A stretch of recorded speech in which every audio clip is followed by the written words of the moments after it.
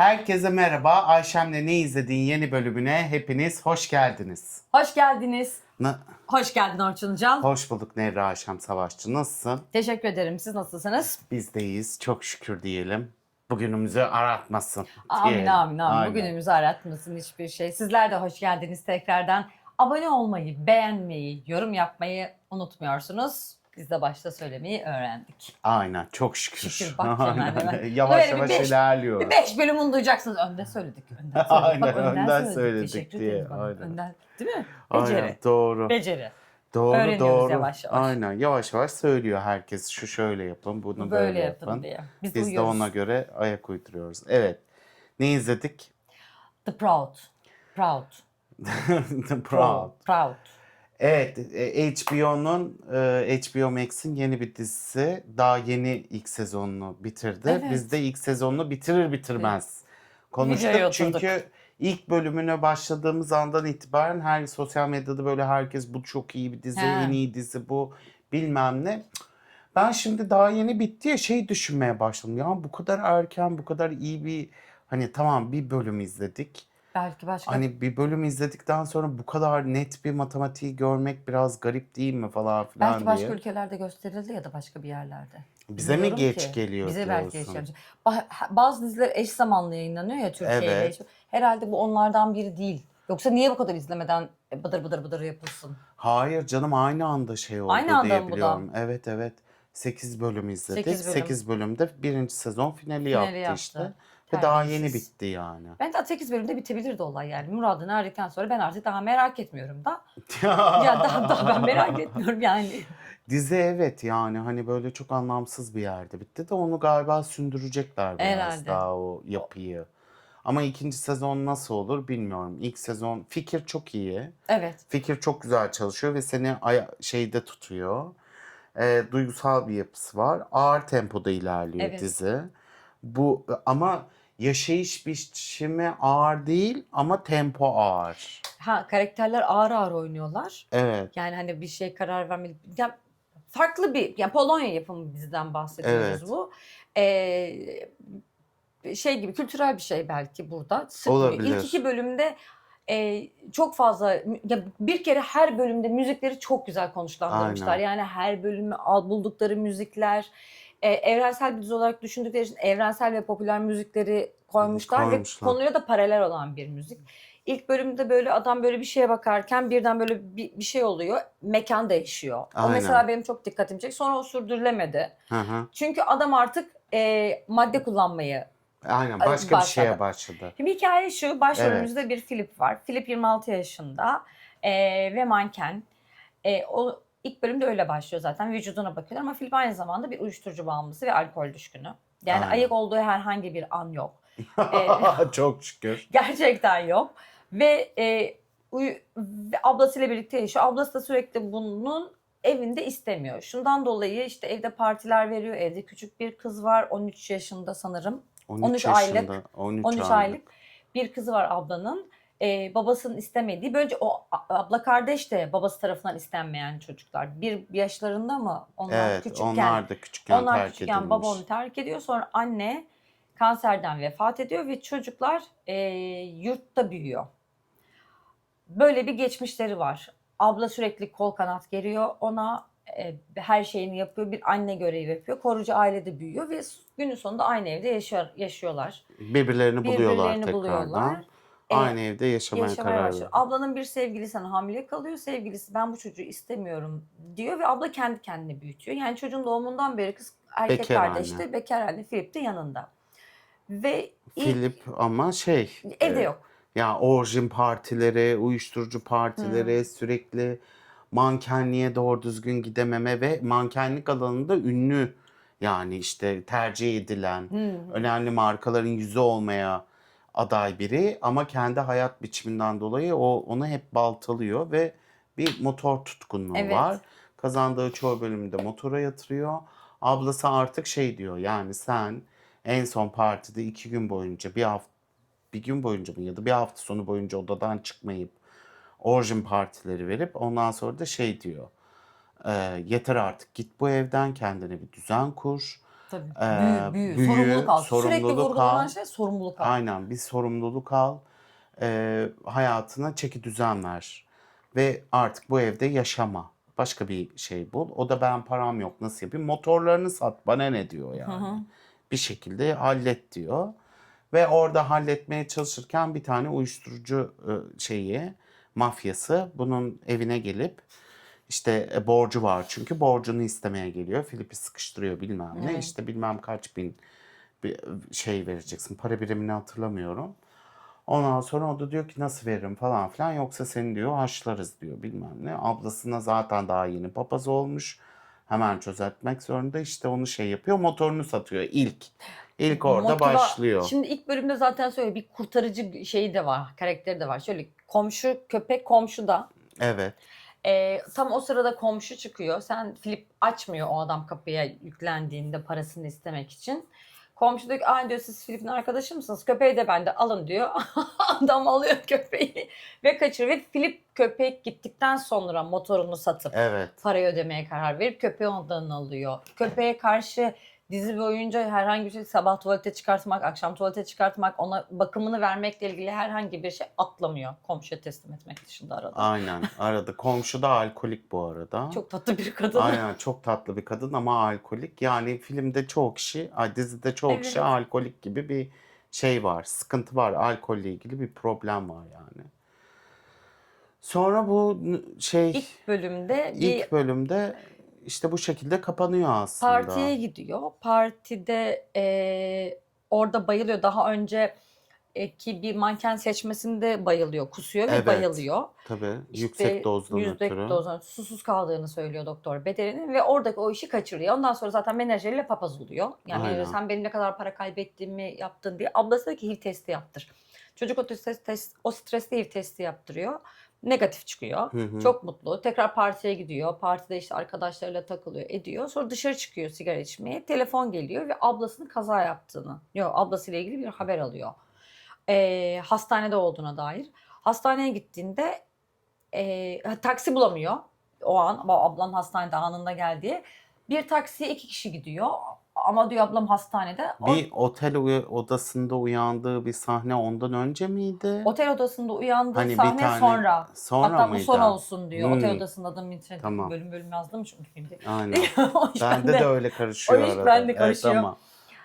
Bir taksiye gidiyor. Aynı anda 2 kişi bir taksiyi tutmaya çalışıyor. Adam tamam diyor hastaneye birlikte gidelim. Çocuk koşa koşa gidiyor. Ceketi yok üstünde falan. Hastaneye gidiyor. Her tarafı simler içerisinde bu arada partiden çıktığı için. Çocuk da gayet centilmen olan arkadaşımız ceketini ona veriyor ve hemşire doktor bey doktor hanım sizinle görüşecek diyor. Kadın da sanırım doktor ve doktor şey diyor işte ablanızı kaybettik. Aynen. Kalp krizi geçirdi. Ama diyor görmek istiyor musunuz? Görmek istiyorum diyor. Aşağıya doğru iniyor ve Filip evde yok. Yani o andan itibaren her şey çok normal karşılıyor. Yani henüz düşmüyor jeton. Tabii. Ne olduğunu algılamaya çalışıyor. Çünkü o kadar gitmiş ki. Evet. Çocuk o ara ceketini veriyor. Çocuğun ceketini giyiyor. Çocuk onun yanında birlikte gelmiş. Aynı taksi tuttukları kişi. Bir dakika 40 saniye kadar 40 saniye 1 dakika gibi bir sürede kalp krizinde sonra vefat ediyor diyor. Düşünüyor, sayıyor 1 dakika. Uzunmuş ya diyor. Kısa zamandır acı çekmediğini söyledi onun doktor. Acı çekmiş diyor. Gidiyor bir oda. Odada bir yatağın üzerinde abla. Üzerinde örtü var ama böyle kefen bezi gibi üstü kapalı değil. Filip içeri alıyorlar. Kapıyı kapatıyorlar. Filip orada baş başa kalıyor ve göğsüne yapıp ağlamaya başlıyor ve özür dilerim diyor. Bir daha aslında hani çamaşırları asacağım, evi toplayacağım, çöpü çıkartacağım. İçki olmayacak, küfte bırakmayacağım, abla özür dilerim. En son ayrılışlarını hatırlıyor ve bölüm oradan ayrılıyor. Adama ceketini veriyor. Adam tamam diyor. Adamla ayrılıyorlar. Eve gidiyor ve eve gider gitmez çocuğa bakan biri var. O çocuğa bakan kişi de bunların en yakın ablasının arkadaşı Kiki'nin kızı. Kiki de 16 yaşında hamile kalan ve o da tek başına çocuk büyütmeye çalışan bir anne. Onun kızı da arada çocuğa bakıyor. Kiki'nin bebek bakıcılığı yapıyor. Alıyor biz geldik sıkıntı değil sen diyor git diyor çocuk kızı gönderiyor ama söylemiyor ablasının vefat ettiğini. Eve geliyor mutfakta çöp kutusunu görüyor. Ablası evi tamamen toparlamış. Aynı gün tartıştılar çünkü. Eve geldiğinde ablasının sen bunu yapacaksın, ben elimi atmayacağım demesine rağmen toparladığını görüyor. Mutfak masasında biraz ağlamaya başlıyor. 1. bölüm böyle gidiyor. 2. bölüm cenaze masrafları. Aynen. Cenazenin eski sevgilisine Gidiyor. gidiyor. Ha evet. İşte yani aslında çocuğu yaptı. Çocuğun babasına. Çocuğun babasına gidiyor. Çocuğun babası da bir kızla beraber. İşte diyor ki Filip geldi bilmem ne falan filan. Alkol içiyor o esnada. Filip tabii hemen bırakamıyor mevzuyu. Sonra konuşurken böyle diyor ki hani ablam öldü. Senin bir tane çocuğun var. Ve o çocuğa bakmak zorundasın. O da diyor ki o çocuğu ben istemedim. Ablan kendisi istedi. Bana da haber vermedi ve çocuğu yaptı diyor. Ben o çocuğu istemiyorum. Çocuğu sevmiyorum diyor. Hiçbir zaman da bir bağ kurmadım diyor bu zamana kadar. Filip böyle sinirleniyor. Çok güzel bir sahne orası. Aynen. Orası çok sahne ve çok bir sahne. Tuvalete gidiyor. İşte yapacağı yine uyuşturucu maddesini alıyor. Ondan sonra terk ediyor. Aynaya Filip ablası ve yeğeninin fotoğrafını aynaya yapıştırıyor. Evet, sakızla. Sonra, sakızla. Sonra kendini kopartıyor. Çocuğu ve annesine bırakıyor güzel bir daha yeni doğduğundaki bir poz. Sonra ablası tabii yakılıyor merkezinde. Neyse yakılıyor ve ablasıyla birlikte geziyor Filip bu arada. Külleriyle birlikte geziyor. Ertesi günde küllerinin toprağa gömülme, o kabın gömülme ritüeli var. Orada da abla gelmiyor. Abla mı gelmiyor? Kız abla Kız öldü abla zaten. öldü. Çocuğun annenin fotoğrafını da yapıyor. Abla gelmiyor diyor. İnanılmaz. Ve adam gelmiyor. adam gelmiyor, Kocası gelmiyor. kocası Eski gelmiyor. sevgilisi. Ve defin töreninde Filip şuna karar veriyor 2. bölümde. Ben buna babalık yapacağım. Evet. Ben o gibi işte bu yaşta bir yetimhaneye gitmesini ya da bir bakım evine verilmesini istemiyorum diyor. Onun bir ailesi var zaten de. Ve gerçekten de seçilmiş bir aile gibi. Çok tatlı. Filip'in menajeri de geliyor. Okay. Aynen. Filip'in bir arkadaşı var Oleg diye. Oleg de Filip nereye oraya. Tamam bir var. Ablasının en yakın en arkadaşı. yakın arkadaşı var. Fix miydi? Dur ablasına Kiki ablasına yakın arkadaşı. Kiki. Toşya bu arada çocuğun ismi. Marek menajer. Bir de en son Pavel giriyor devremize. Aynen. Ve de Kiki'nin de bir tane sevgilisi var avukat. O da diyor ki bu çok zor bir şey. Çünkü diyor hani görüşelim seninle. Bakalım neler yapabiliyoruz diyor. Ve yani Filip'in kucağında koca bir bomba var. Evet. Yaşayan, sevimli ama kocaman bir bomba. Yani hayatını 180 derece değiştirebilecek bir sürece girmiş oluyor böylelikle. Sonra definden sonra bir yemek yemek için de restorana gidiyorlar. Böyle işte rezervasyon yapılan çok önceden rezervasyon yapılan bir şey. Tam giriş kısmındalar. Aile orada, çocuk, bebek orada. Herkes yemek, cenaze sonrası oradaki yemek yiyecekler restoranda. Kızın babası geliyor. Toşa'nın babası geliyor sevgilisiyle birlikte. Orada öyle bir karşılaşmaları var. Bugün cenazesi vardı. Bak kızına. Adam hiç bakmıyor. Dönüp de bir şeye hiç umurunda değil. Yani net bir şekilde istemediğini söylemiş. Ve onu hayatına almayacağını da dile getirmiş yani. Sonra yemekte çocuk büyütme konuşuluyor. Filip'in başının neye geleceğini, nelere evet diyecekleri konusunda hem Filip takdir ediliyor hem de içtikçe insanlar kadın başlıyor. Ben diyor çocuğum büyütene kadar asla dışarı çıkamadım, özel hayatım yoktu. Kiki ablasının arkadaşı. Bunlar çocuk büyütmekte şöyle oluyor, bezleşeceksin bir de okula gidiyorlar deyip böyle herkes bir şey söyleyince çocuk oradan ayrılıyor, korkuyor çünkü. Ve o zaman bir otel odasına gidiyor. Aynen. Orada bir otel odasına gidiyor. Çok komik. Alıyor maddeyi kafasını rahatlatmak için cenin pozisyonda kendini uykuya veriyor. Bir açılıyor polisler. Odadaki karakterlerden bir tanesi camdan düşmüş. Bu arada Filip de yüksek dozdan atıyor kendini. Filip de serum almış oluyor uyandığında. Serum da veriyorlar ayılması için. O da gitmek istiyor otel odasına ve orada arbede yaşanıyor. Otel odası boşaldığında bir tek kelepçeli olan Filip çıkıyor. Çünkü benim diyor kızım var diyor, kızım yanına gitmem lazım gibi onları yapıyor.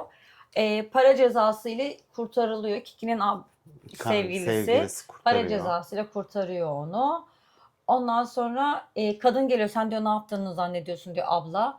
Sonra Kiki ablasının arkadaşı geliyor ona bir tokat atıyor. Çok güzel ya ablalık yapıyor. O gelip ona tokat atıyor. Evet, kendine Sonra gel diyor kendine yani. gel diyor. Böyle olmaz Böyle çocuk yapamazsın diyor. diyor. Sonra ona sarılıyor.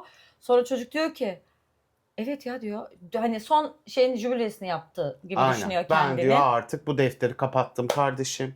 Benim artık sorumluluğumda bir tane canlı var. Hı hı. Ben ona artık şey yapacağım, bakacağım diyor. Bir daha polislik Aynen. işlerine karışamazsın falan diyor. Sonra orada Philip diyor ki baba oldum ben diyor. Hani orada uyandığında kızına karşı sorumluluğu gitmem gerekiyor. Geldiğinde azar işitmesi çocuk sahibi böyle bir şey yapamazsın derken yavaş yavaş yükseliyor. Ama hani Philip'in her işini başkaları yapıyor olması bu arada gerçekten çevresindeki insanlar hep ona destek olup başka şeyler yapan insanlar. İkinci baba oldum deyip bitiyor ikinci bölümün sonu.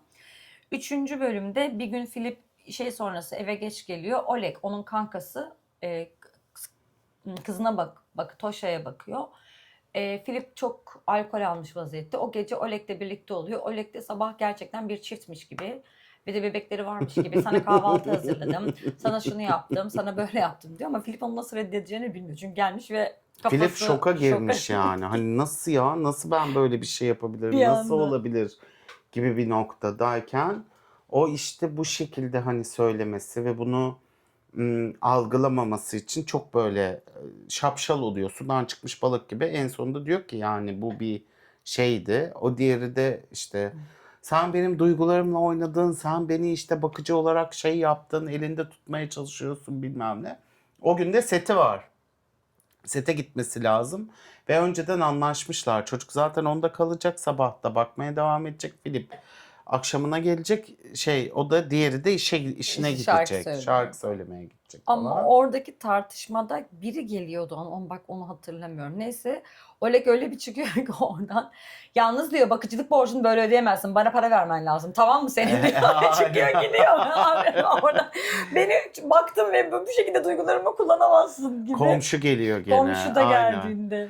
Şarap vardır kesin sizde diye şaraba mı ne Evet, geliyordu öyle galiba. bir şey oluyor. Sonra bakıcı bulmaya çalışıyor. Avukatla randevusu var. Hiçbir yerde bakıcı bulamıyor. Bu arada köpeği gezdirmeye gidiyor. Orada köpek gezerken o da Oleg şeyde kardeşiyle kızıyla birlikte Philip de avukata gidiyor. Avukatlıkla ilgili evlat edinmeyle ilgili konuları anlatmaya başlıyor. Ama sürekli bebek ağlamaya başlıyor. Avukat çok komik. Sekreteri çağırıyor. 2 dakika şu bebeğe bakar mısın diyor. Sekreter diyor ki benim kadın olduğum için bebeğe bakabileceğimi mi düşündünüz diyor. Ben çocukları hiç sevmem. İsteseydim yapardım. Bu yaptığınız çok cinsiyetçi bir şey diyor. Aynen, Kadınım diye çıkıyor çocuğa oradan bakıyor diyor. direkt. Çat diye gidiyor. Ben hallederim ya, bir bezini değiştireyim şuracıkta falan filan diyor. Bezini değiştiriyor bilmem ne. Sonra oradan çıkıp işe gidiyordu. Orada şey diyor avukat diyor ki mükemmel olman lazım. Bir hetero babadan daha da mükemmel olman lazım ve hetero imajı vereceksin diyor. Zaten bekara vermiyorlar. Mükemmel olman gerekiyor ki şey yapar yeğenini evlat edinebilirsin diyor. O da bir dakika diyor ben bir elimi yüzümü yıkamaya gideyim diyor. Orada kusuyor. Sonra çekime bu sefer yine Toşa ile birlikte gidiyor. Aynen, Toşa ile gidiyor çekime. İlaç almadığı için ya da uyuşturucu madde almadığı için kusmaları olmaya Evet, başlıyor. artık o zehri vücudundan atıyor yani. Ve bu Giderken ay orada çok komik bir şey. Giderken sigara var. Sürekli yine birilerini bulmaya çalışıyor. Kül çocuğun eline düşüyor. Bebeğin eline düşüyor. Gidiyor hemen yıkıyor bir şey yok değil mi diyor. Ağlamadığını görüyor. Oradaki bir makyöze emanet ediyor çocuğu. Evet. Makyöze emanet ediyor. Makyöz de böyle bakıyor falan. Çocuk habire kaşınıyor. Evet vulvasını kaşıyor çocuk. Vulvasını kaşıyor çocuk böyle, Allah Allah falan. Sonra neyse. Elindeki yanığı da görüyorlar. Elindeki yanığı da görüyorlar. Hani bu ne oluyor buna falan filan. Sonra şeyle konuşuyor işte. Filip'le konuşuyorlar. Diyorlar ki hani bu kaşınıyor, bir doktora götürmen lazım falan. O da diyor ki neden kaşınıyor olabilir? Bilmiyoruz, doktora götür falan Pedofiliye diyorlar. varacak şekilde bir şey yapıyorlar. Hani bir şey olmuş olmalı ki. Aynen, böyle bir şüpheli şeyler yapıyorlar. Elindeki iz nereden geldi diyor. O da ki hangi iz? Daha bir sürü mü iz var yoksa çocuğun vücudunda diye. İnanılmaz koruyucu iki tane tip oluşuyor yani orada ve Philip o kadar masum ve o kadar çaresiz bir şekilde onlara şey yapmaya çalışıyor ki o esnada. Ya orada Philip'e şey diyorsun, ya sana helal olsun, sen bu serserilik hayatından 26 yaşında çıkıp bir çocuğun sorumluluğunu almaya çalışıyorsun. Tabii ki de bocalayacaksın yani. Hani Evet. ilk etapta. Sonuçta hazır olmayan bir anne bile bocalamaya başlıyor. Çünkü bir canlı emanet Hı sana hı. ve nasıl bakacağını bilmediğin bir Doğru. şekilde bakmaya çalışıyorsun. Ee, Oradan çıkıyor doktora gidiyor. Evet. Doktora da diyor ki yani diyor hani vulvasını temizlemeniz lazım ya diyor. Ama diyor onun rızası olmadan ben onu nasıl temizlerim diyor çocuk. İnanılmaz. Kadın böyle yapıyor. Rıza mı? Hani neden bahsediyorsun hani bu çocuk yani hani Annesi nerede diyor. annesi nerede Bir diyor. hafta önce oldu. Ha anlıyorum falan diyor. Jeton düşüyor. Böyle Aynen işlemezse. yani doktor da böyle bir sert çıkışıyor Tabii ona. başta. Ondan sonra ve çocuk bu kadar baskıya dayanamayıp anlatmaya başlıyor. Diyor ki benim ablam öldü. Ablam öldüğü için işte şey yapıyor falan. Kadın o zaman böyle şey yapıyor. Tamam diyor ben sana her şeyi öğreteceğim ya da göstereceğim. Hani bunda bir şey yok falan filan diyor ama orası çok komik. Rızası olmadan nasıl temizlerim demesi beni böyle bir dakika böyle bir şey oldum. Ne? Falan hani yani arkadaşım Birey olarak göreceğim ben hani yeğenimi. hani bu kadar mı yani burada mıyız hakikaten falan diye. Sonra işte oradan çıkıyor ve doktorun ne kadar pahalı olduğunu Öğreniyor. öğreniyor maalesef. Doktor çok pahalı işte bunun zaten kayıtlı olması gerekiyormuş bir şeylere Sağlık falan. karnesi gibi bir Sağlık karnesi var. Bizim karnesi gibi gibi var E-Devlet mı yok. falan. Aynen sağlık karnesi yok Eskiden bizim bilmiyorum sağlık falan. karnemiz vardı. Doktora giderken şöyle açıp Evet evet aşıları şey şey yapıyorlardı reçeteyi ama oraya yazıyordu doktor. aynen. Reçeteyi değil de ben aşı karnesi var diye hatırlıyorum sadece. Aşı karnelerinde tik koyuyorlardı. Hani bu ne oldu, şu ne oldu, bu ne oldu Yok diye. ben bir tane sağlık şeyi vardı. Sigortalı olduğunda da onun sigortalı versiyonu vardı. Rengi farklı diye hatırlıyorum. Ha, onu Sonradan gitti. bilmiyorum. İşte ben Ya artık o ama okulda bile aşı yaparlardı tabii bize düzenli. Lisede artık yapıyorlar mı bilmiyorum. Aşı günü diye bir şey vardı lisede ben çünkü. aşı oldum mu o kısmını Ben hatırlamıyorum. lisede en son aşımı lisede oldum. Hmm. Yani ne aşısıydı onu hatırlamıyorum ama Hı hı. yani böyle bir şey vardı. Lisede miydi, ortaokulda mıydı acaba? Ay, hiç hatırlamıyorum. Ama lise diye hatırlıyorum niyeyse. Niyeyse. Bilmiyorum. Neyse bu çocuk gidiyor tabii temizliği de öğreniyor. Artık çocuk kaşıntıları gidiyor, kremini sürüyor Oley'in bilmem yanına ne gidiyor. falan. O Ha. akşam çıkacak ya Evet şarkısı. evet Oley'in yanına da gidiyor. Şarkı söylemeye. Oley Elinde böyle bebekle büyük çünkü aynen. ne yapacağını bilmiyor ve Oleg her şeye hakim. Yedirmiş, içirmiş, evi toplamış. Yani Oleg'e ihtiyacı var. Aynen öyle ve gidiyor. Hani özür dilemesi lazım zaten bir saatten sonra. Gidiyor elinde çocukla bara işte Oley'i dinliyor falan. Oley böyle görüyor. Hani triple falan. Sonra işte sahneden iniyor. Bir karşılaşma falan şey Bir yapıyorlar. sonraki şarkı gidiyor piyaniste söylüyor ya. Piyanist mi? Yani piyanist herhalde diyor ki şu şarkıyı söyleme. Şarkı değişiyor. Gayet duygusal bir şarkı. Kıyamıyorsun ya. Aşk acısı çekiyor. Cevap Aynen veriyor. aşk acısıdır bu ilaç kapatmaz yani hani öyle bir noktadalar Şarkıyla valla. cevap veriyor. Ama yani Filip hiç orada olmadığını net bir şekilde de söylüyor. Yani Söylüyor diyor ki söylüyor. ya eyvallah da ben burada değilim be. Aha. Hani yani senin artık başka bir şey hani şey yapman lazım falan gibi. Oleg'e teşekkür ediyor bütün yaptıkları için. Oleg de senin yerine işleri başkası işte teşekkür etmene gerek yok bu kadar falan diyor. Ve dışarı çıkıyor bebekle birlikte. Oturuyorlar işte bir yerde. Sonra Oleg tıkır tıkır geliyor. Bebeğin en sevdiği oyuncağı unutmuşsun. Aa evet. Bunsuz uyuyamaz. Ya o da Oleg peşinden gelsin de oyuncağı unutmuş bu arada. Evet yani inanılmaz bir etkileşim. Oleg hiç farkında değil çocuğu Hiç. bilerek unutmuş Asıl diye. zaten düzenli işleyiş ondan sonra başlıyor aslında dördüncü Şöyle, bölümle aynen. birlikte. Oleg diyor ki bana muhtaçsın diyor. İşleri hep hayatında başkaları yaptı senin diyor. Hı Sen hı. gezdin, tozdun, ettin, eyledin diyor. Ben bile çocuğa bakmamı istiyorsun benden. Buraya niye geldiğin çok belli. Ablan da senin arkanı toparlardı. Hayatında hep ablan vardı. Bırak başkalarına yük olmayı gibi. Evet, Ona büyü büyü artık diyor. artık diyor O da ve diyor büyü. o da diyor büyü. Herkes büyü, sorumluluk al. Büyü ve Aynen. sorumluluk al artık. Filip sonra eve gidiyor. Ev işlerini uzatıyor. Çamaşırları asmak için. Ay, o çok tatlı. O andan itibaren zaten çok ya bu muhtaç olan kişilere karşı çok merhametli olduğun bir yerde evi düzenliyor sırayla. Çocuğu uyutuyor. Çamaşırların sırası geliyor. Çamaşırları asmak için balkona gidiyor. Alkol kullanan yan komşunun aralarında sadece bir duvar var. Ağlayarak şarap içtiğini fark ediyor. Bakıyor böyle sonra sepeti alıyor böyle gizliye dıngır dıngır dıngır dışarı çıkıyor kapıyı kapatıyor. Onun ağlamasına müdahale etmemek için Ya çünkü dokunmak için He. sorması gerekiyor. Aynen öyle. Hiç oraya Karar gitmemek için. vermesi için. Kardeş diyor benim derdim bana yeter. Ben sana hiç mani olmayayım. Aynen. Evin Sen istediğin kadar ağla deyip çıkıyor oradan. gerçekten evi toparlayıp o akşam Aynen. uyuyor. Yani temizliyor işte. Hem işte evi temizlemek 3. bölüme denk geliyor. Kendi ruhunda temizliyor herhalde. Sonra o ara kiracı ev sahibi geliyor. Doğru. Hı Bu hı. bölümde Oleg bebeğe bakacaksan benle yatmayacaksın, para vereceksin. Ev sahibi geldiğinde söylüyor. Ev sahibi diyor ki sen kimsin? Tanışmadık. Kardeşimsin. O nerede? Ona da söylemiyor. Geçen ayın kirası yatmadı. Bu ayın kirasına da erken vakit var diyor. Oleg'in de bu cümlesinden sonra diyor ki komşuların herhangi bir şikayet duyarsam sizi atarım diyor bu evden. Sonra işte bu evi toparlayıp düzenledikten sonra sevdiği bir motoru satıyor. Gidiyor kirası ödüyor ve birkaç ayın kirasını da ödüyor. Ev Evet. sahibi de ona al o faturaları öde diyor. Sonra tam zamanlı iş aramaya başlıyor etrafta. Aynen iş araması biraz sancılı oluyor Hı tabii. hı. Bu esnada da başka bir avukat buluyor. Evet Evet, doğru. başka bir Bir dişli avukat da bir buluyor. avukatla Dişli bir avukat karşılaşıyor. buluyor. Avukatı diyor ki hani ben bunu edinmem lazım. Tamam diyor. O zaman diyor ilk önce evi çekip çevireceğiz Hı diyor. hı. Evin bir tadilata, boyaya ve tertemiz olmasına ihtiyacı var diyor. Evine geliyor bakıyor. Halledeceğiz bunu diyor. Sen merak etme diyor. Gayet böyle dişli bir şey. Sadece diyor işte kontrole gelecekler. Kontrole gelmeden halletmem lazım. Heterosun. Bundan sonra heterosun. Bitti. Ay benim yüzüğüm çarptı. Ay ne Karşı oluyor geldim dedim. ben avukat Ne gibi. oluyor dedim ben de çat diye. Çat diye çarptı.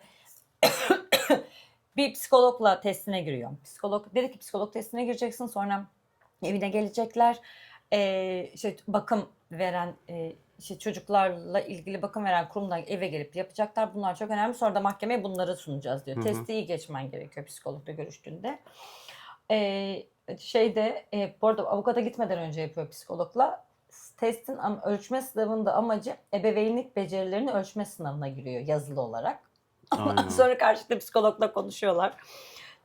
İşte mükemmel yapmaya çalışın. Her şeyi mükemmel mi yapmak istersin? Her şeyi dışarıdan mükemmel mi gözükmesini istersin? Psikolog da böyle koruyor ve çocuk orada error veriyor. Yani artık hani ben bu baskı olduğumdan farklı görünmek istemiyorum diyor. Herkes ona diyor ki bebeğe sahip olacaksan olduğundan farklı gözükmesin lazım. Evet. Psikolog da onu böyle çapraz soru yaptığında böyle patlıyor. Ben buyum, ben de çocuğa iyi bakarım, ben böyle büyüdüm. Onun yurda gitmesine gerek yok. Ona ben bakacağım, ailesi benim. Onu yalnız Ve bırakmayacağım seviyorum diyor. diyor Ve yani. seviyorum Saf diyor bir ya. sevgi vereceğim diyor. Evet. Yani arkadaşlar saf bir sevgi vereceğim. Bundan kıymetlisi bir şey yok. O benim canım ciğerim. Hı hı. Bana verin diyor yani. Bu kadar net. Ablasından da kalan çok şey var. Ablasına çok benziyor çocuk. Yani öyle bir şeyi Çok de güzel var. çocuk maşallah. Çok güzel çocuk. Evet maşallah. Ömrü de güzel olsun derler. Hani Evet. güzel çocuk gördüğü zaman ömrü de güzel Hepsi olsun güzel derler. oradaki dizide oynayanların. Yani evet dizide oynayanların hepsi böyle şey normal insan Evet. yani böyle flash bir şey yok. Yok. Ama normal bir hayat izliyoruz. Çok Zaten bir şeyi evet. tanıklık ediyoruz yani bir oluşuma ya bir olağan duruma. Ee, dizinin temposu bir saatten sonra seni şey yapıyor. Aynen. Arkadaşlar haydi hani Cheov karakterleri bir sürekli bir Yetişememe şeye durumları var. Geç gidecekler ya kalmışlık hani bir sendromu. geç kalma, bir yere gitme, trenle merkeze inme falan, Ha. Moskova'ya gitme. Habire bir Moskova konuşulur falan filan. Hani burada daha bile çocuğu evlat edinme merkez noktası ama bir Cheov gibi bir gidememe hali, bir Sürekli ama olduramama hali falan filan çok var zor. yani. Yani çok avukatın şey diyor, Katolik.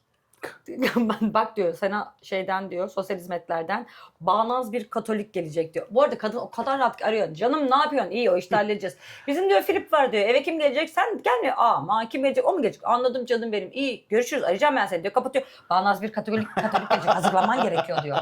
Kadın eğer telefonla bakıyorsa gittin sen diyor. Aynen. Konuşmadan. Herkes 2 gün tanıyor sonra tabii. gelecekmiş diyor. Cumartesi, pazar, pazartesi gelmesi gerekiyor Evet. kadının. Yanlış hatırlamıyorsam. Sonra evi düzeltecek ya.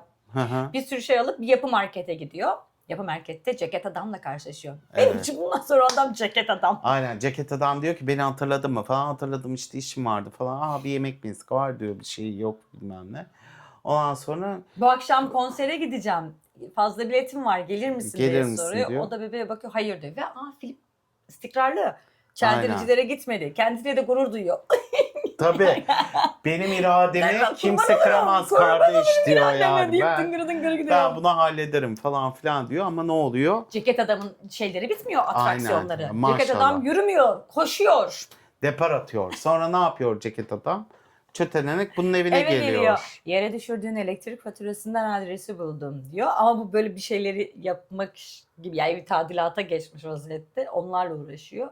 O da geçiyor içeri. Sen diyor konsere gitmeyecek miydin diyor. Ne konseri? Ay hiç orada Hani değil yani o da. hazırladığım bir şey. Ha öyle mi? İşte yemek yedim mi? Yok yemedim, ben sana bir yemek yapayım diyor. Şimdi evde herhangi bir şekilde alkol bulundurmayacaksın, sigara dahi içmeyeceksin diye bağnaz Katolik sosyalizm ettiler gelecekleri için makarnanın yanında bir şarap açayım mı diyor ki adam canım 2 kadeh koymuş, şarabı bulmuş, makarnayı soslu bir makarna yapmış. Ondan sonra ben de makarna yaptım. Ha iyi Vallahi afiyet billahi olsun. yedim. Sonra şarap içmedik tabii ki. Sonra yoktu. Ay canım benim. Ben sana şey yaparım. Yaparım şimdi birazdan. Şarap mı? Aynen. Bir tane harbi makarna yaparım soslu. Yanına da bir şarap açarız. Yaparız. Senin Ben canın dayımdan çekmiş. getireyim şarap. Ha tamam. Teyzemden gideyim Aynen. dayımın zulasını. Neyse işte öyle. Bazı zevklerimiz var. Küçük zevklerimiz var Aynen. hayatta. Biz de makarnanın yanında şarap Şarap içiyoruz. İnanır mısınız yani? İtalyan, Enteresandır. bir biz. Aynen. Bir İtalyanlar bir de biz. Sonra işte vazgeçiyor, kenara koyuyor onları. Orada da iradesi var. Evet. Abi harika falan. Böyle arada yakınlaşıyorlar. Ama çok böyle şey net yani kafasına koymuş Koydur, yapacak halledecek. artık onu. Aynen. Sonra ne oluyor? Böyle Evet. giderken, gelirken, yemeğini yerken falan. Ben sen de yemek ister misin diye yemek ona Çocuk da veriyor. yani bir yere kadar artık falan. Sonra aganigi oluyor o akşam. Birlikte Aynen. oluyorlar. Sabahına Evet. doğuyoruz. Sonra Sabah kapı çalıyor. aynen Dan dan sabah dan ceket dan dan adam. dan. Dan dan dan dan dan dan Bu dan. arada sabah ceket adam, ay ceket adam deyip duruyorum benim. İsmini söyleyemeyeceğim artık. Dur bakayım, not etmiştim. Pavel. Ceket adam, ben sana bir kahvaltı hazırlayayım. 2 yumurta falan kırayım. Bir şey yağ yakıyor. Çocuk için istedikleri yapılıyor. Bu arada çocuğu ertesi sabah uyandığında bizim ceket adam hala uyuyor. Çocuğu ve köpeği alıyor, dışarı çıkıyor. Köpeği gezdiriyor. Her sabah rutin olarak bunları yapıyor. Eve geldiğinde kahvaltı hazırlamaya çalışıyor bizim Pavel'imiz. Tam o sırada dediği gibi sosyal hizmetlerden görevli geliyor. Dan dan dan dan geliyor görevli. İşte bir anda geri veriyor. Çırılçıplak açıyor bu. Altında Şortuyla, bir boxer'ıyla şortuyla. birlikte açıyor. Ama diyor siz diyor yani Ceket adam öyle hani açıyor. Biri şey- geldi. Buyurun siz kimsiniz? Ben sosyal hizmetlerden geliyorum diyor. Hani Aa. pazartesi. Aynen hani pazartesi geliyordun ne oldu da sana falan filan. Meğersem kadın hep öyle yaparmış. Söylediği günün bir gün öncesinde gelirmiş hazırlıksız yakalamak için. Geliyor, oturuyor mutfağa. Ne yapıyor? Yanık kokusu geliyor. Ve tamamen şey yapıyorlar ona. Takır takır her şey denk geliyor. O şey Filip ne söyleyeceğini bilmiyor. Böyle kreşe, hangi kreşe yazdırdınız? Hangi işte çalışıyorsunuz? Söylediği her şey, orada adam bir şeyler yapmaya çalışıyor. Adam ben gitsem iyi olur derken kapı çalıyor. Kapı çalarken Oleg Kiki geliyor. Kiki evet tadilata geldim, ben sana yardıma geldim diyor. Şey diyor işte içeriden kapıdan şöyle giriyor. Ne diyordu? Katolik orospu geldi diyor. İçeri giriyor da sus diyor kadın içeride. Merhabalar, hoş geldiniz. Nasılsınız? Ben ablasının arkadaşıyım. Ona desteğe geldim. Çok sever çocuğu, çok bakar. Tamam, mutfak zaten ufak. Hani herkes orada ne yapacağını bilmiyor. Tekrar zil çalar, zil çalıyor. Bu sefer Oleg geliyor, tamam mı? Tamam diyor, benle yatmana gerek yok. Ha bu arada kadın tuvalete gidiyor. Ben bir tuvalete gidebilir miyim diyor. Oleg geliyor, benle yatmana gerek yok ama çocuğa bakman da ben yardım ederim diyor. Sus Aynen diyor, kadın kesinlikle burada. herkes böyle vuruyor da vuruyor. En son diyor ki artık kimse gelmeyecek herhalde diyor. Artık kimse hani burada olamaz diyor. Kadın çıkıyor tuvaletten. Niye çıkmadı diyor. Oleg diyor dur bakayım diyor. Gidiyor. Sonra kapının altından bakıyor. Oturmuş mesajlaşıyor telefonla ilgili. Tabii o şeyde Filip'te böyle bilgi var. Telefona bakıyorsa sen işi kaybettin. Kadın çıkıyor tuvaletten diyor ki Bence olumsuz diyor. evet Hani bir siz G'ye buna çocuk baka- emanet edemem. diyor. Çocuğun anne babaya ihtiyacı var. Düzenli bir hayata ihtiyacı var. Ben bir G'ye çocuk emanet edemem diyor. Ve oradan çıkmaya çalışırken Filip çat diyor kapıyı kadının suratına kapatıyor. Çıkamazsın diyor. Kilitliyor. Aynen çıkamazsın diyor. Böyle saçmalık mı olur diyor. Yani ben bu kadar emek vermişim, şey yapmışım.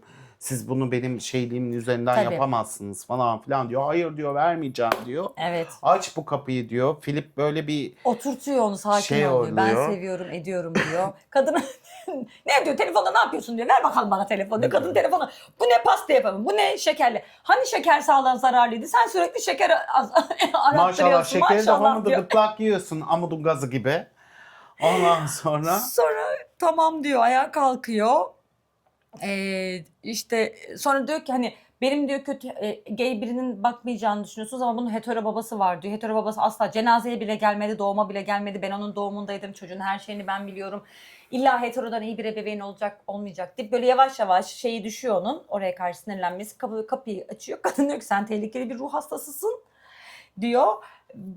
Gidiyor. Fikri diyor ki aha diyor gitti. Kız elden gitti. Kız elden gitti. Kadının peşine düşüyor. Kadın Filip giyinip kadının peşinden düşüyor. Kadın da o kadar telefonda oynuyor ki karşıdan karşıya geçerken telefona bakarken trafik kazası geçiriyor. ve kadın orada herhalde can veriyor. Yok gidiyor. Yoğun bakımda hastanede tedavi altına alınıyor. Ha, Filip yani. eve dönüyor. Abi çok enteresan ya. Ya Filip elinde eve dönüyor. Evdeki mevzuyu anlatıyor. Avukatı çağırıyorlar. Kadın avukatı. Kadın avukatı neyse diyor. Yaşıyormuş, herhangi bir bilgi verip vermediğini öğrenemedik diyor. Evde her tip var. Siz de böyle mi karşıladınız diyor kadın. Ne yapıyorsunuz? Ben size böyle mi söyledim falan. Ne yapalım, gafil avladı bizi falan. Kadın Ole'ye gülüyor. Ole gerçekten zayıf halka. Sen diyor kahve yapmayı biliyor musun? Evet diyor. Bana bir kahve yap hadi. Ole diyor ki dıngır dıngır dıngır dıngır. Gidiyor. Seçiyor da hemen orada. Buluyor zayıf. Aynen. Kahve içiyor. Kötü oluyor. Ole diyor ki halledecek. Bence bu kadın çözecek. Demirleydi ya bu diyor. Hayranım, kadın nasıl çatı çatı telefonla konuşuyor. Emir veriyor diyor. İnanılmaz. Ole hayran kadına. Hayran kalıyor. Sonra kadın Sonra- gidiyor, ben bunu çözeceğim falan filan Çözeceğim diyor. deyip gidiyor. Sonra yarın yeni biri gelecek. Haberiniz olsun. Yeni biri gelecek. Haberiniz olsun. Hazırlanın buna derken. Evi hazırlıyorlar. Evet. Ev hazırlığına geçiyorlar falan. Ceket adam Yine diyor bir ki Çehov hikayesi bana gibi bize anahtarı ver. böyle uzun uzun o ben evi bitireyim. şeyleri. Bana anahtarı verdi ve Pavel öyle diyor ceket adam. Sonra bizimki iş buluyor taşıma şirketinde. Geç kalıyor. Sebebini söylüyor. Çocuğu diyor alamadı. Kreşte sıkıntı çıktı. Kreşe bırakmakta zorlandım diyor. İş yeri tamam okey sıkıntı değil diyor. Kadın diyor ki onun güler yüzlü olduğuna bakma diyor. En ufak bir şeyinde diyor seni dışarı çıkartır, haberin olsun diyor. Dışarıda bir sigara molasındayken eski menajeri arıyor bunun. Asla ona Abi karşı bitmiyor bulmamış. bir de yani. Evet. Ya adam gerçekten. Bitmiyor ya. Adam Sıkıntı temizlenemiyor Evet. yani. Diyor ki işte bir tane model geldi, o modele bakman lazım. Bakamam. Otelde sıkıntı çıkarttı, otelden atıyorlar. Otelden atıyorlar. O da diyor ki bakamam diyor yani, şu an diyor hani çalışıyorum. Bakamazsan bütün işlerini unut diyor. Seninle artık ilgilenmem diyor bu da. Bu da diyor ki hayır yani hani, çünkü biliyor yani o markette ya da o depoda çalışacağı kadar hani çok çalışamayacağını. Ondan sonra kıza diyor ki hani böyle böyle beni bir saat idare eder misin? O da diyor ki edemem diyor, saçmalama diyor. Sana diyor işte para veririm, 500 bilmem ne veririm falan. Kız da diyor ki tamam diyor, idare ederim diyor. Çıt gidiyor. Otele bir giriyor. Kadın sarhoş. Otelin lobisinde yatıyor böyle. Ondan sonra çocuk Filip de diyor ki hadi gel diyor, gidelim falan filan. O otel müdürü diyor ki bir dakika diyor, bir sürü eşya kırdı diyor. Bunların parası ödenmesi lazım. Ne eşyası falan. Bak diyor buraya. Ondan sonra arıyor menajerini, bir saniye diyor. Menajeri veriyor. Ha kaka kiki Flörtünde bir ediyor şeyler bacım. yapıyor. Aynen, hemen ayarlıyor. Normalde diyor yapmayız ama siz hani iyi niyetlisiniz falan gibi böyle abidik gubidik bir şey söylüyor. Hetero müdür. erkeklerin başarısı. Film bu yani gerçekten. Aynen, inanılmaz. Böyle Filip de anlam veremiyor yani bu. Hani bu kadar mı salaksınız kardeşim falan dermiş gibi. Alıyor kadını. Kadın tam bir baş belası. Taksiye Tam bir jelibon biniyorlar. tutuyor, kayıyor. Böyle Aynen. elinden sürekli kayıyor gidiyor. Doğru. Ondan sonra taksiyordu. Takside sigara içiyor. Taksici marazı çıkartıyor. Tekrardan atıyor onu. Tekrardan çıkıyor. Taksici kovuyor bunu. Kadın hiç umrunda değil. Kadın her yerde geziyor falan filan.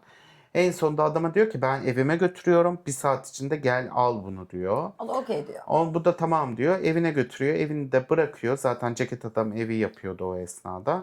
Diyor ki gelip alacaklar diyor. Sonra bu işe dönüyor. İşe giderken de müdür marazı çıkartıyor. Diyor ki olmaz böyle diyor. Ben bunu Kreşten yapamam haber diyor. geliyor. Bir çocuk olmuş. O yüzden kreşten alman gerekiyor diyor. O zaman o soruyor eşi nerede?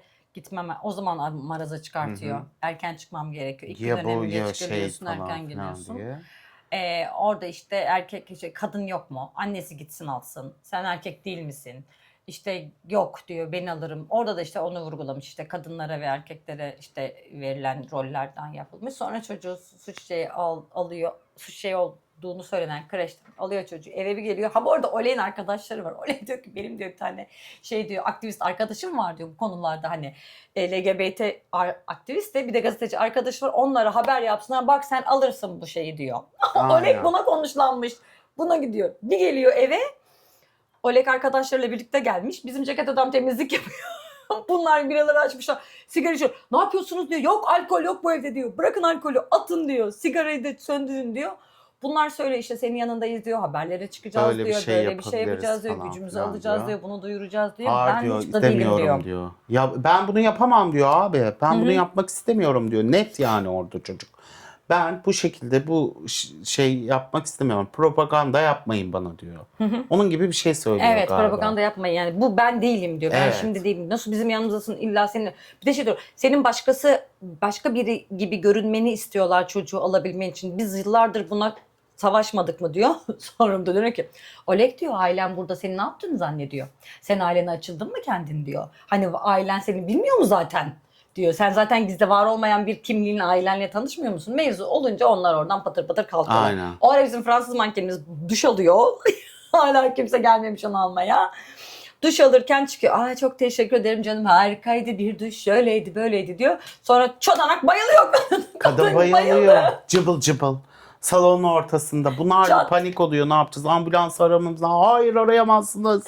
Burada ambulans bu adrese gelemez Gelmez. falan filan. Çat çat çat çat. Yan Komşuya komşuya. veriyor. Yan komşu da diyor ki tamam diyor arayın ambulansı bize gelsinler diyor. Arıyorlar ambulansı. Kadını alıyorlar götürüyorlar falan. Ama çok valizleri de toparlıyor. Kadın bütün valizleriyle her şeyle birlikte kalıyorlar. Aynen. Philip'le Kiki o eve giriyor hikayeyi anlatmaya. Hani böyle oldu haberiniz olsun sizin diye.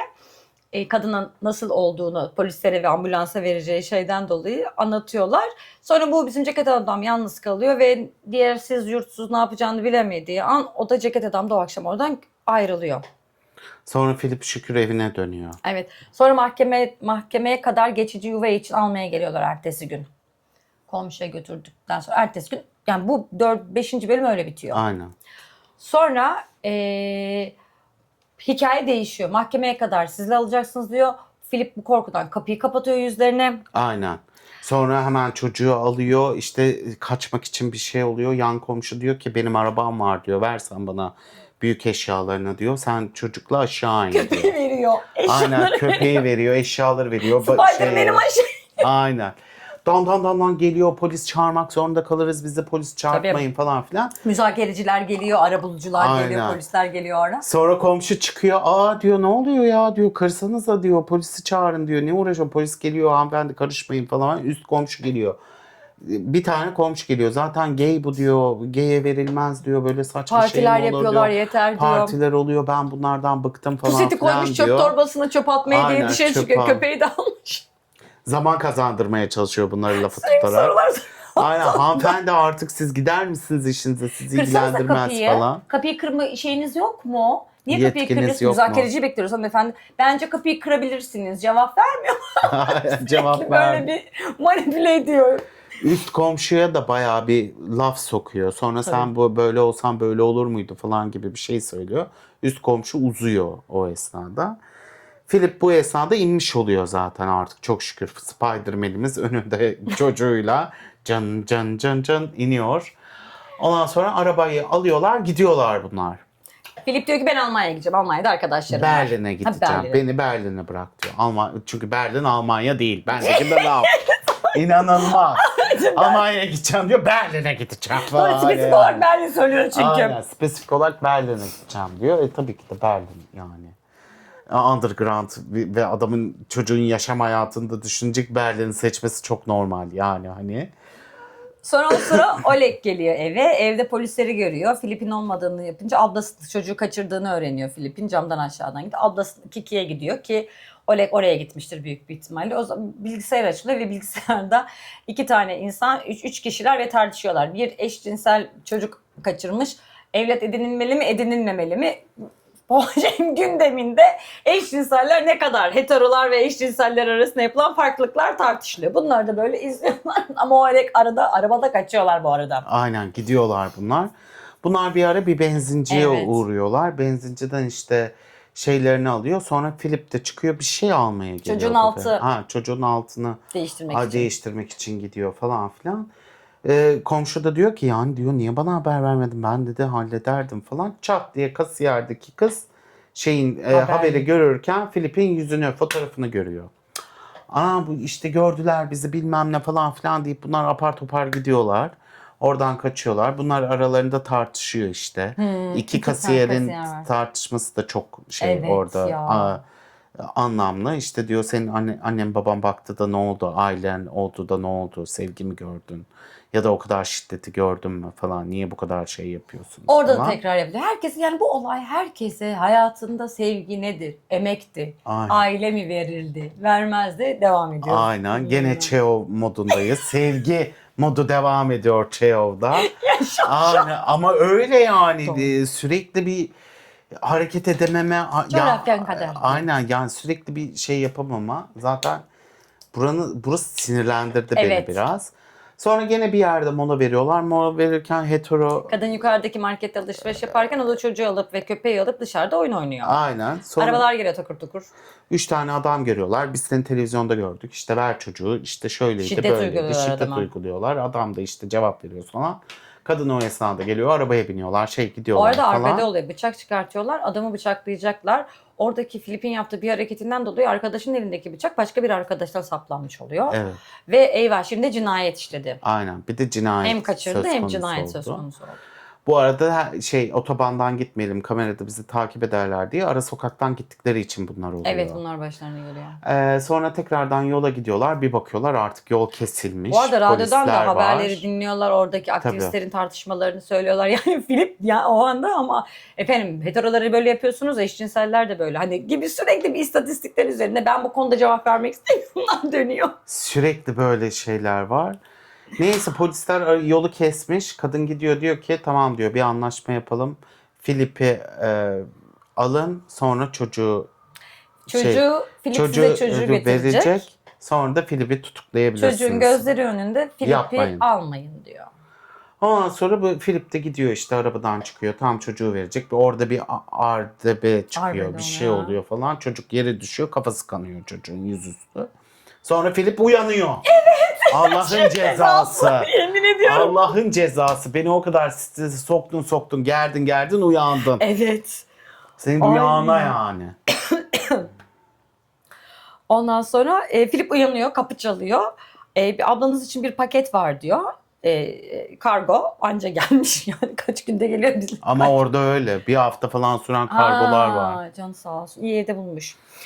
Sonra bu arada rüyasında komşusu ona yardım ettiği için komşu işte benim de bir kızım var ama yurt dışında ikinci evliliğinden olan adam öldü. Bu araba da ona ait. Onu tanımaya başlıyor Filip ve Filip de uyandığında diyor ben komşumu hiç tanımıyorum diyor.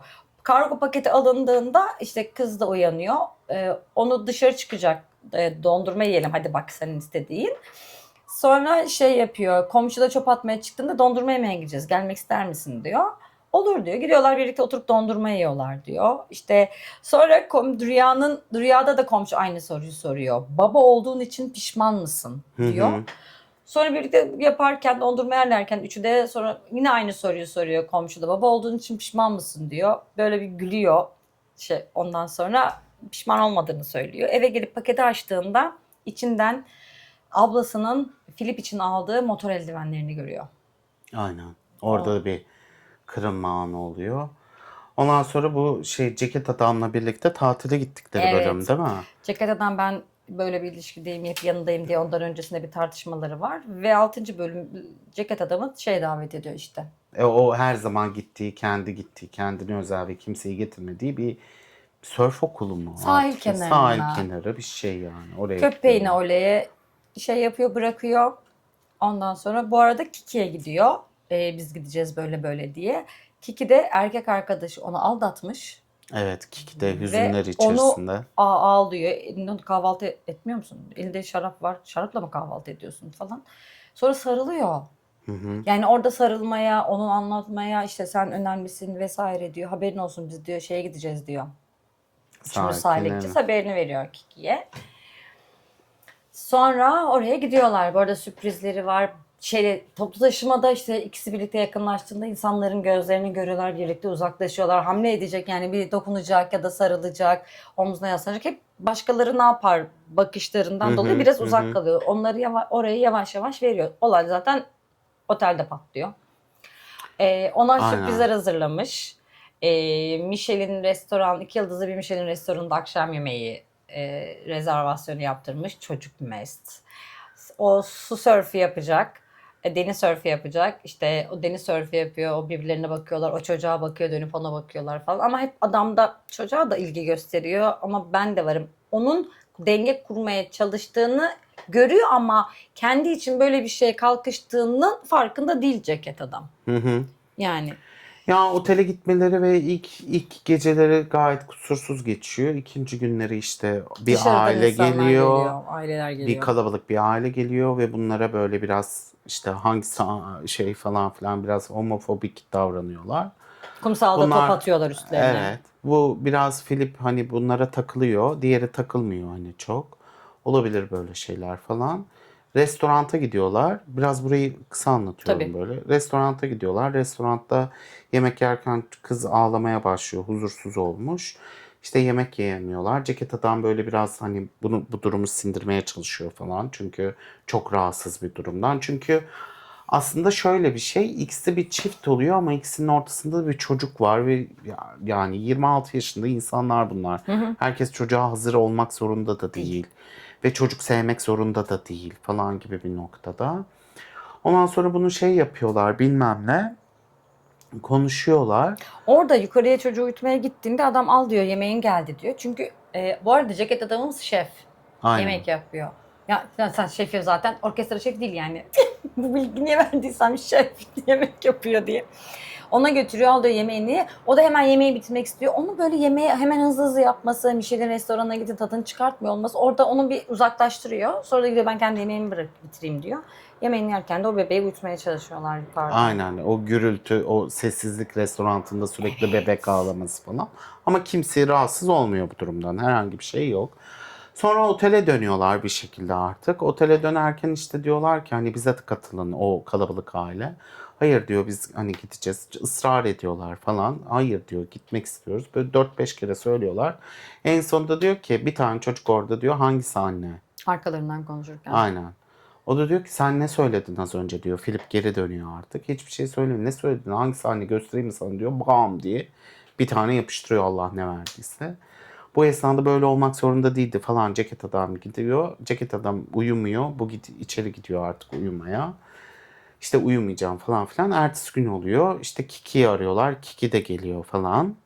Dışarı çıktığında şöyle oluyor. Yani ben biraz dışarı çıkacağım diyor. Ceket adam dışarıda otururken Filip onun yanına geliyor. Bak diyor, normalde diyor ben diyor o akşam diyor eğer hayatımda Toşya olmasaydı seninle birlikte olur ve ertesi gün aramazdım bile. Hayatım böyle bir şey. Ama Toşya beni o kadar değiştirdi ki diyor, ilk defa Toşya sayesinde benim hayatımda bazı şeyler değişiyor. Bazı farkındıklarım oluyor ve uzun ilişki ilk defa Toşya sayesinde oldu diyor.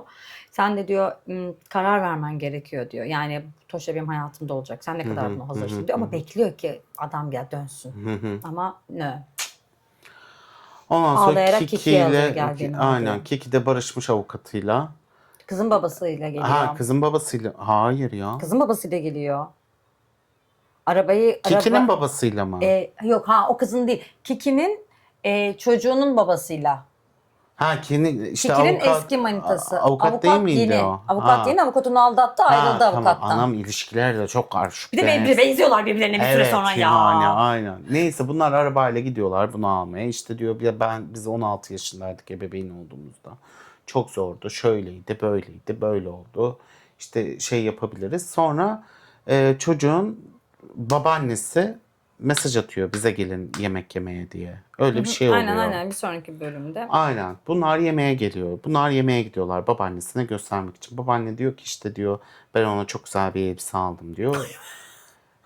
Ama bedenini bilemedim, tahminimce olur diyor. Filip de diyor ki ya olur herhalde falan diyor. Şimdi uyusun da diyor, uyanınca Şeyle da gidiyor. Kiki ile birlikte giydiririz gidiyorlar. diye. Aynen Kiki ile gidiyorlar. Uyanınca giydiririz diyorlar falan. Bunlar işte bir aile sırları, bir sofra daha açılıyor tabii ki Evet, de. sofraya işte annenin, aslında babaannenin doğum günüymüş. Aynen. Babaannenin doğum günü. Toşya'nın babası geliyor. Sen diyor onları ne zaman çağırdı? Babanın bundan haberi yok. 3 çocuklarmış bunlar.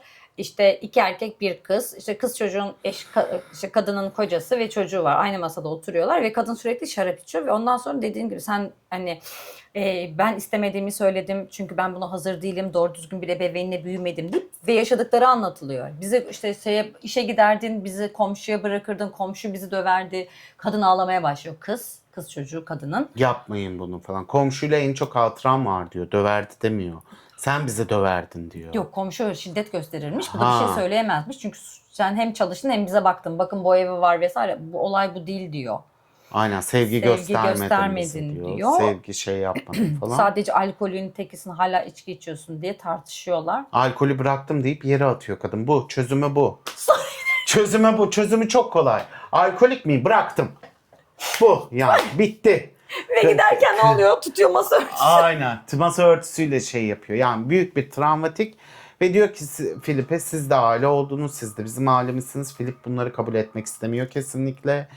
Ve şeyde yapmak istemiyor. Giderken örtüyü çekiyor gidiyor. Filip de kurtulmak istiyor zaten. Gidiyor bu evden. Sonra ertesi gün Filip'in evine geliyor yüzsüz. Tık tık tık babaannesi ona prenses kıyafeti aldı diyor. İğrenç berbat bir kıyafet almış bu arada yani. Ya o fotoğraflık zenginlik de değil o görgüsüzlük işte. yani o şey vizyonsuzluk o çiğ bir zevk yani o. Sen kız çocuğusun böyle giyinmen gerekiyor. Babaanne de öyle yani hani hetero bir ailede büyümek durumunda şöyle olması durumunda böyle olması lazım diyor. Ve Tabii sonra canım. içinden şeyi çıkartıyor. Evlat edinmek için başvurdum ben diyor. Ağzından baklayı çıkartıyor. Çocuğu ben evlat edineceğim. Çocuğun uykusu geldi o yüzden size artık şey yapamayacağız diyor. O da diyor ki babaannesi için bir şey hayır maalesef prensiplerimiz vardır diyor. Gönderiyor. Sonra mahkemeye gidiyorlar. Mahkemede işte her şey konuşuluyor, dökülüyor falan filan işte. Yani Filip'in bakamayacağına psikolog olumlu konuşuyor bu arada. Aynen. Onun kararlılığını, onun gözlerinin içindeki iyi niyetini, hayatın ne kadar değiştiğini farkında olduğunu psikolog olumlu bir yerden konuşuyor. Sevgi bakabilir diyor. Sosyal güvenlik uzmanlarından biri de evi söylüyor evdeki olay diyor. Sonra gay olduğu için kesinlikle bakamaz diyor. Evet. Diğeri de koruyucu aileye verilmesi gerektiğini söylüyor. Büyükannenin avukatı da konuşuyor. İşte o ara yani çok güzel bir hayırsız baba geliyor hayırsız ilk defa hayır geliyor. işlemeye. Filip'in avukatına bir dosya veriyor. Dosyada işte alkolik bir kadının gazete çocuklarını unuttuğu haberi var. Yani babaannenin zamanında unutmuş. çocukları unutmuş. Kumsalda unutmuş çocukları. Kumsalda unutmuş. İçip geri dönmüş.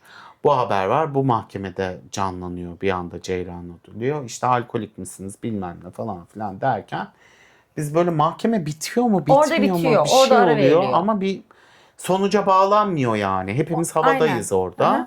Sonra ara veriliyor. Avukat yanına geliyor Filip'in. Diyor çünkü merak etme diyor haber vereceğiz diyor. Karar verecekler. Ben de artık sanırım avukatlar ayrı ayrı konuşma durumunda oluyor.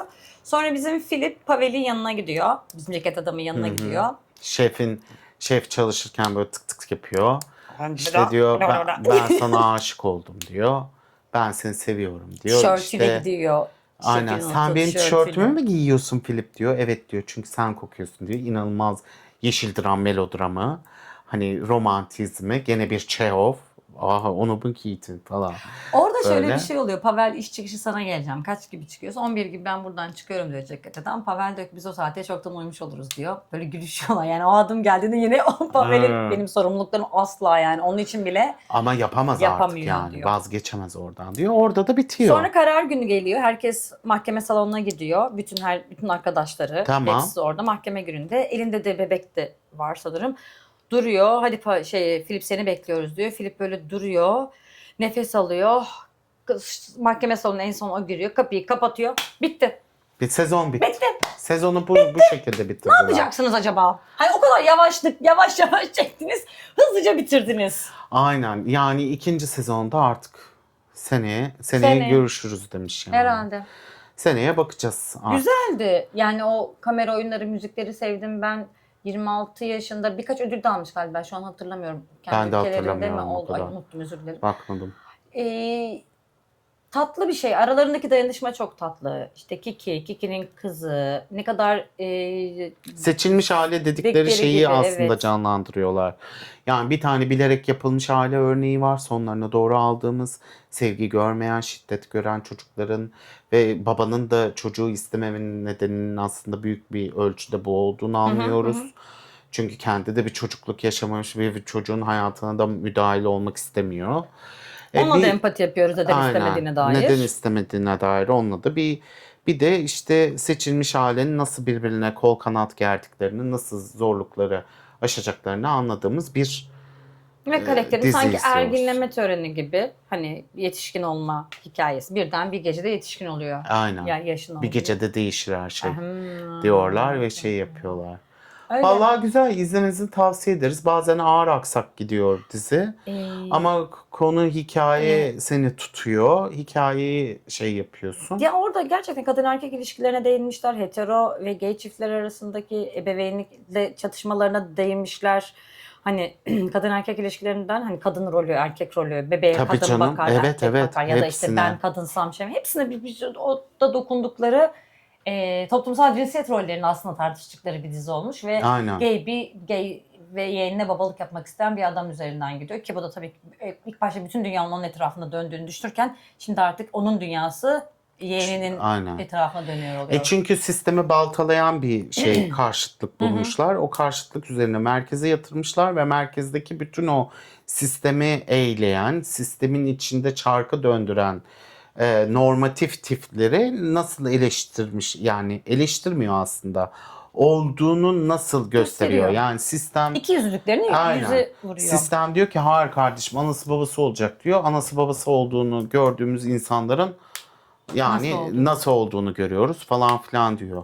Ay Ayşem bayağı uzun oldu. 1 saat oldu ha. Ya canımız sağ olsun ya. Aynen. Sen bunu hak ediyorsun Filip. Aynen. Filip sen bunu hak ediyorsun. ediyorsun. Ceket adam en çok Kiki hak ediyor. Bacım çok güzel. Aynen. Kiki'yi ben de Hoş çok ya. sevdim. Taşı da çok tatlı. Aynen. Köpeği de var. Böyle. O zaman bizi izlediğiniz için teşekkür ediyoruz. Teşekkür ederiz. Abone Haftaya olmayı, görüşmek üzere. yorum yapmayı, Ve beğenmeyi beğenmeyi unutmayın. unutmayın. Bay Görüşmek bay. üzere.